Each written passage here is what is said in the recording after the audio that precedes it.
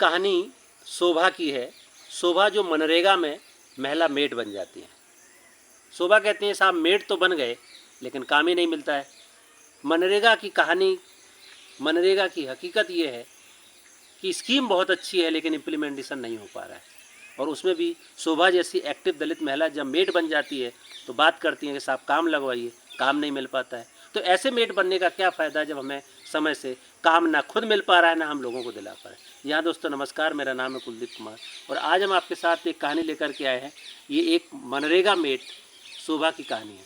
शोभा एक दलित महिला लीडर है जो अपने गांव में महिलाओं के हक अधिकार के लिए लड़ती भी हैं, उनको सरकारी स्कीमों तक पहुंचाने का भी काम करती हैं।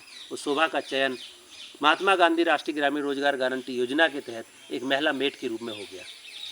बहुत अच्छा प्रोविज़न बनाया गया है कि कई मजदूरों के ऊपर में एक महिला मेड बनेगी जो लेखा पढ़ी का काम करेगी।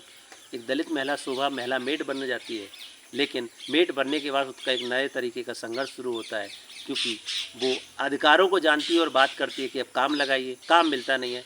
आज हमारे साथ खुद वही महिला मेड शोभा है। मैं शोभा से ही जानेंगे कि वो कैसे महिला मेड में चयन हुआ और अभी तक क्या स्थिति है गांव में, क्यों काम नहीं मिलता है, किस तरीके की वो लीडरशिप ले रही है। तो आप हमारे साथ बने रहें, हम बात करेंगे शोभा से। शोभा आप हमारे साथ आइए। आप तो एक तो अपना परिचय बताइए। हमारा नाम शोभा है जी, और इधर को आ जाइए। जी, हमारा नाम शोभा है। हम ग्राम सेवनगर में महिला मेड है जी। हमें जनता ने चयनित किया है, इसलिए हम महिला मेड बने हुए हैं। तो शोभा थोड़ा अपने बारे में बताइए कि आप इस गांव की बहू है। हाँ। और जब एक गांव की बहू पढ़ लिख करके इस तरीके का काम लीडरशिप लेती है तो कैसे शुरुआत हुई इसकी, थोड़ा शुरू से बताइए। हम पहले समूह में जुड़े हुए थे। जी। तो समूह में जुड़े हुए तो घर से निकलना हुआ हमारा। जब हम गांव में निकले हैं तो हमें कुछ लोगों ने कहा है कि आप पढ़ी लिखी हैं, कुछ कार्य करें। तो फिर हमें समूह में जानकारी हुई है कि महिला मेड की कार्य निकला है। तो फिर मैंने उसमें फॉर्म डाला था, तो उसमें हमें चयनित किया गया है। तो हम फिर उस पर महिला मेड का पद का कार्य कर रहे हैं। तो कितने दिन से आप महिला मेड बने? हमें करीब 2 वर्ष हो गए हैं। 2 वर्ष। हाँ। तो क्या होता है, काम मिल रहा है, कैसा स्थिति क्या है? हमारे गांव में काम नहीं मिल रहा है, स्थिति बहुत ही खराब है। मतलब कहीं 4 दिन काम लगता है तो उसमें महिला मेड की हाजिरी, लेबर की 25 के ऊपर हाजिरी मांगते हैं। इसलिए हमारे यहाँ कोई काम ही नहीं लग रहा है। जिससे काम मांगने जाते हैं वही कह देता है आप लगवाओ अपने हिसाब से। तो फिर यहाँ काम लगता नहीं है। तो आपने इसको लेकर के कहीं अधिकारियों से बातचीत किया, बोला है? हाँ, हमने अपने यहाँ जैसे सेक्रेटरी है, प्रधान है, इन लोगों से बोला है। तो वो कहते हैं लगवाओ काम, बाद में फिर शांत रह जाते हैं। तो अभी तक आप कितने लोगों को काम दिलवा चुकी हैं? क्या माहौल रहता है, उनका समय से पेमेंट हो जाता है? खास तौर से आप दलित महिलाओं के लिए काम करती हैं तो उनकी क्या स्थिति है आपके गांव में? हमारे यहाँ भी हमने वृक्षारोपण करवाया था, तो उसका पैसा करीब 15-20 दिन में आ गया है जी। और दलित महिला ही हम काम पे लगाते हैं। बहुत बढ़िया। तो अभी तक कितने वृक्ष आप लगा चुके हैं, क्या क्या काम करवा चुके हैं? थोड़ा बताइए आपकी कहानी। आप बहुत लोग देख रहे हैं कि शोभा कैसे लीडरशिप लेके अपने गाँव में काम करती हैं। हमने वृक्षारोपण भी करवाया है और ये यहाँ पे चक्रोट डर रहा है उसका भी कार्य करवाया है। तो जब आप गांव में एक दलित महिला लीडर हैं, आप गांव की बहू भी हैं, जब आप ये तरीके के बाहर निकल के जाती हैं तो आपको चैलेंज नहीं आता, चुनौतियां नहीं मिलती? हाँ, कुछ लोग कहते हैं कि देखो उनकी बहू कैसी चली जा रही है, तो हमें उससे कोई फर्क नहीं पड़ता क्योंकि हमें आगे बढ़ना है। बिल्कुल, हमें पीछे कदम नहीं रोकना है, हमें आगे की तरफ चलना है। इसलिए हम किसी की बातों पर ध्यान नहीं देते, अपने कार्य में लगे रहते हैं। तो घर से किस तरीके का सपोर्ट रहता है आपके घर में? हमारे घर में मतलब सब लोग कहते हैं जो करना है, जब पढ़ी लिखी हो तो कर सकती हो। हमारे यहाँ कोई मतलब टोक नहीं लगाता कि आप कहाँ जा रही हो, कैसी जा रही हो, कोई नहीं। तो आपने कहाँ तक पढ़ाई किया, अभी क्या करना है? एमए हो चुका है। अरे वाह, एमए तक पढ़ाई किया। हाँ। तो आप गांव में सबसे पढ़ी लिखी बहू हैं और आप मेट भी बनी हैं। अब ये तो नहीं बता सकते। तो क्या सपना क्या है, क्या करना है अभी आगे? सपना ये सोच रहे हैं हम तो जितना ऊपर उठ जाए उतना अच्छा है। वो अपने बच्चे को पढ़ा के निकल जाए कि हमारा बच्चा आगे के लिए नौकरी कर सके, बस इतना ही है हमारा। तो अभी तक आपने क्या क्या काम किया है अपने गांव में और आगे 5 साल में क्या सोच रहे हैं, मुझे अपने गांव में ये कराना है?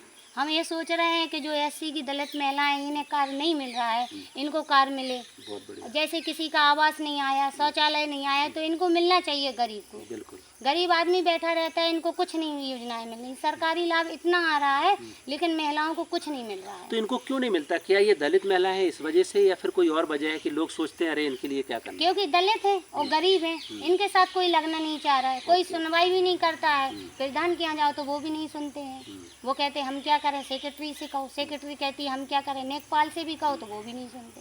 कोई सुनवाई ही नहीं करता दलित महिलाओं की। तो दलित महिलाओं की और क्या क्या समस्याएं हैं? एक तो ये काम नहीं मिलता है, इसके अलावा और उनकी रोजी रोटी घर परिवार में आप चूँकि लीडर हैं, आप देखते हैं क्या मुद्दे हैं उनके? मुद्दे यहाँ पानी की व्यवस्था नहीं है, अस्पताल भी नहीं है यहाँ, हम लोगों को जैसे बाहर जाना पड़ता है। यहाँ पे कई ऐसी समस्याएं हैं जो मतलब बहुत परेशानी है यहाँ पे गाँव में। साधन की भी व्यवस्था नहीं है, महिलाएं सोचे अकेले जाके कुछ कार्य करें तो यहाँ पे नहीं जा सकती हैं। तो जब आप मेट बन गए हैं, मेट बनने के बाद काम नहीं मिलता है, तो आप कभी सोचा है कि हम जाके अधिकारियों से, डीएम से और तमाम लोगों से बात करेंगे कि ऐसे काम नहीं मिलता? अब सोचते तो हैं, लेकिन अकेले जाने से, अकेले हम बढ़ते हैं तो कुछ लोग पीछे हट जाते हैं। हाँ। तो अकेले तो हम कई बार गए हैं, अधिकारियों से मिले भी हैं, तो अधिकारी तो कहते हैं आप काम लगाओ, लेकिन जिसके हाथ से काम मिलेगा वो तो पीछे हट जाता है। तो आप इन दलित महिलाओं को कैसे अधिकार दिलाएंगे, क्या सोचा आपने?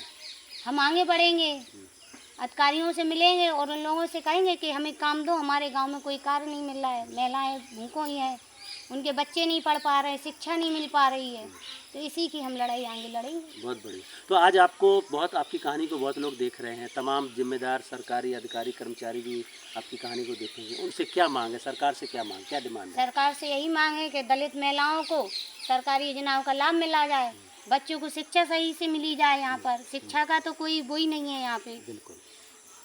तो ये शोभा हैं जो अपने गांव में पहली दलित महिला मेट बनी हैं और अपने गांव में लीडरशिप लेती हैं, लोगों को योजनाओं का लाभ दिलाने का काम करती हैं, लेकिन काम ही नहीं लगता है। एक ये भी संघर्ष है।